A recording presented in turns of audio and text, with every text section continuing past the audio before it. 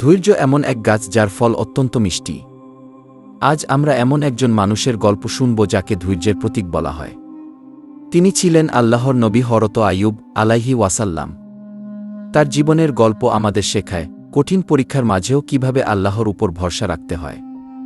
চলুন তাহলে দেরি না করে শুরু করা যাক মূল ঘটনা। আইয়ুব আলাইহি ওয়াসাল্লাম ছিলেন অত্যন্ত ধনী ও সম্মানিত ব্যক্তি।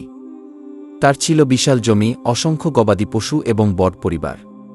তিনি সবসময় আল্লাহর ইবাদত করতেন এবং গরিব ও অসহায় মানুষদের সাহায্য করতেন। লোকেরা তাকে একজন নেক ও দয়ালু মানুষ হিসেবে জানত।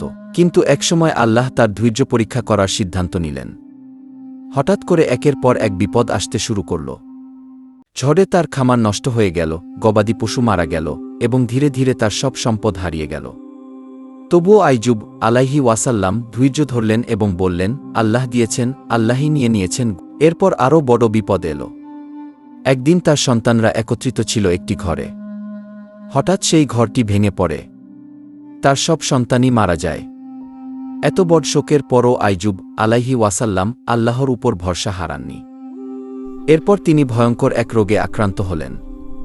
তার শরীর দুর্বল হয়ে পড়ল এবং অনেক মানুষ তার কাছ থেকে দূরে সরে গেল। শেষ পর্যন্ত সবাই তাকে ছেড়ে চলে গেল।